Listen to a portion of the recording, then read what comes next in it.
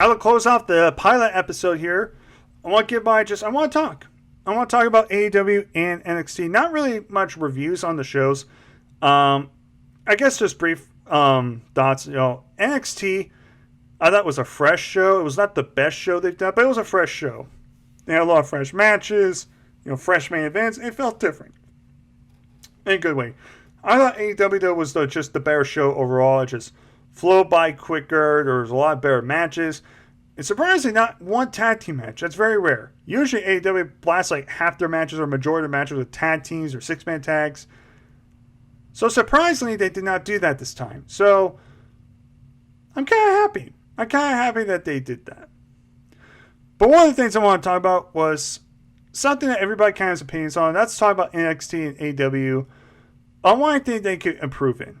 Because let's be honest, every wrestling promotion claims to be the best, but there's stuff on the shows that they need to improve on.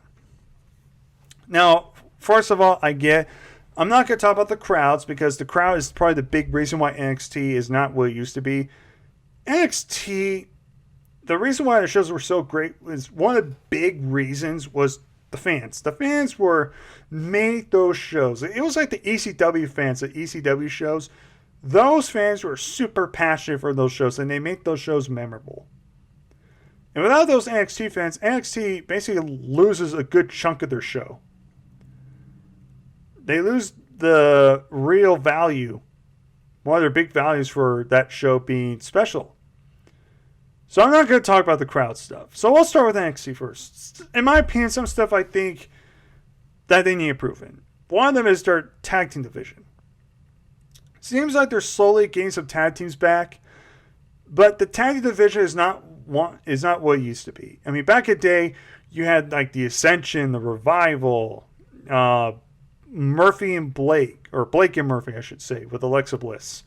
The Vaudevillains, you had American Alpha, AOP, DIY. You had all these different tag teams. Of course, the Undisputed Era. You had a lot of these tag teams. Some great matches. In fact, some of the best tag team matches, happened on NXT. Like the Revival versus the DIY feud, especially their 2 out of 3 Falls match at TakeOver Toronto. Fucking awesome match.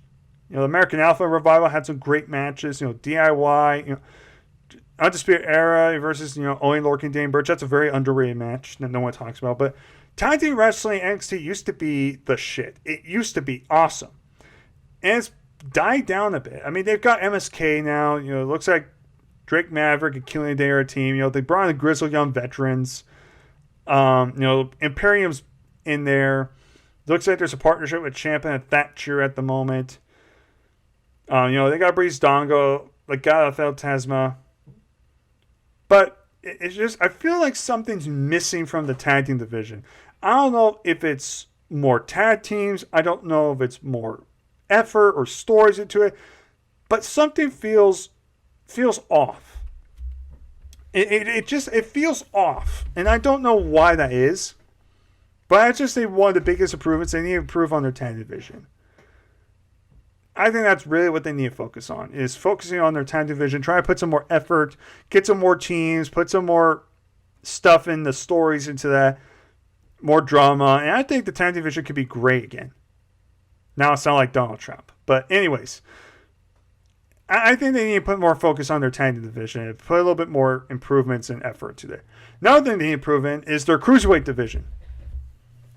I was excited when they put the cruiserweight division back on NXT, and ever since then, it's just been there. On Raw, they were bland. On 205 Live, they were non-existent. No one cared. And then on NXT, they're just kind of like, just there. You'll get some good matches, but there's not really any major interest. I missed the Cruiserweight Classic. When they first did the Cruiserweight Classic tournament, that was one of the best tournaments that WWE ever produced. And we were kind of expecting the Cruiserweight division to be something like that. And unfortunately, it's not like that. And I think one of the big problems is they rely on the same 3 or 4 Cruiserweights. Yeah, I mean, now Kushida is the new Cruiserweight champion, which is good because I think Santos Escobar could be doing bigger things rather than just stick to the Cruiserweight division. But you really look, you have guys like Drew Gulak, who's on Raw doing nothing but chasing the 24/7 championship. Where's Tony Nese? Where's Mansoor? You have a lot of these cruiserweights, talented guys that are on 205 Live, and nobody watches 205 Live, so no one cares. Why not just cancel 205 Live and put all those cruiserweights on NXT, and we could get some fresh matches, and then maybe we could get some intriguing storylines? I never understood that. But I think NXT really needs to improve on their cruiserweight division because it just seems flat right now. It's not horrible, but it's not great either. It's just a flat line, just beep. It's like that type of thing. So I think they need to improve on that a little bit more. Another thing I think they need to start improving on is more of their stories. I think their stories, some of their stories they tell some good ones, but other times they just seems very vague.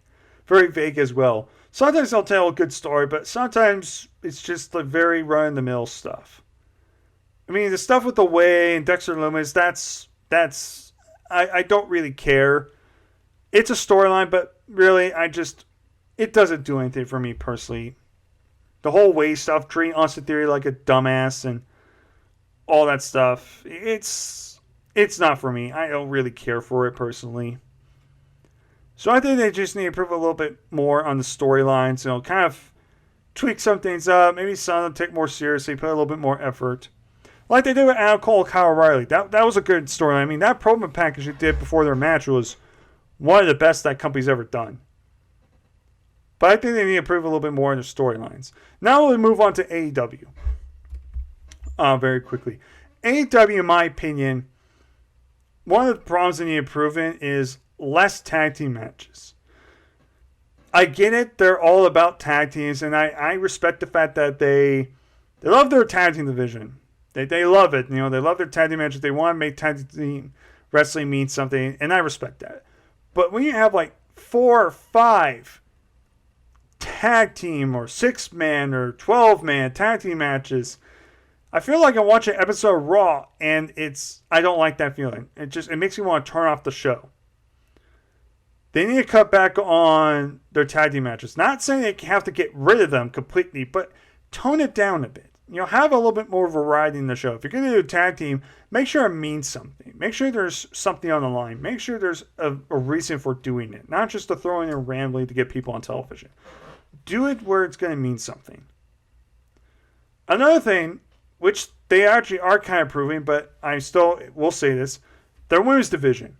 I will say this, their women's division has been improving ever since Thunder Rosa came in. Ty Conte, Hikaru Shida, Serena Deeb, Britt Baker really improved.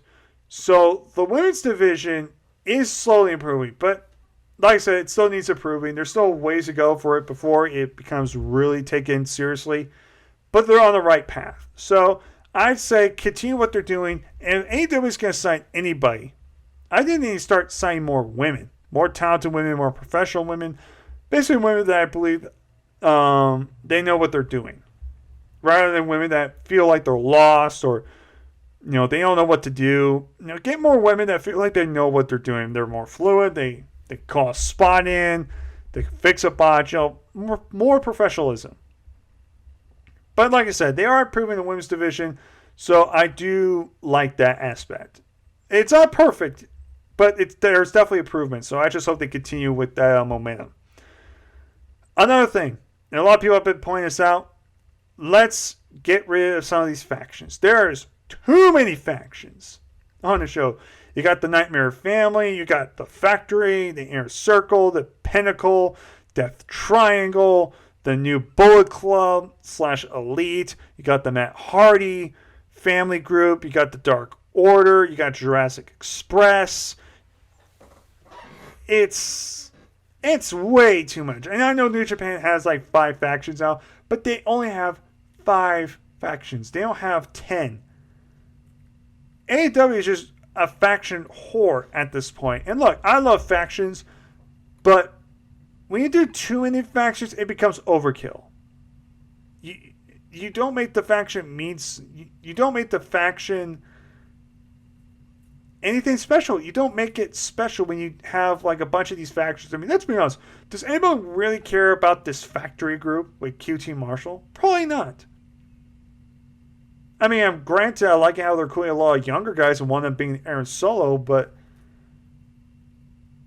they just formed this group and there's like other 3-man and 6-man stables. They just blend in, just like, oh great, it's another faction. They're not special. They don't stand out. They're just 4 random guys in another like faction for like the 10th or 11th faction. It's just they don't feel special. So I think they need to really kind of cut back on the factions. I would get rid of at least 2 or 3 factions and keep it the way they are, and not doing more factions unless you're going to get rid of some more factions, because there should be a faction limit. It's too much overexposure in my book.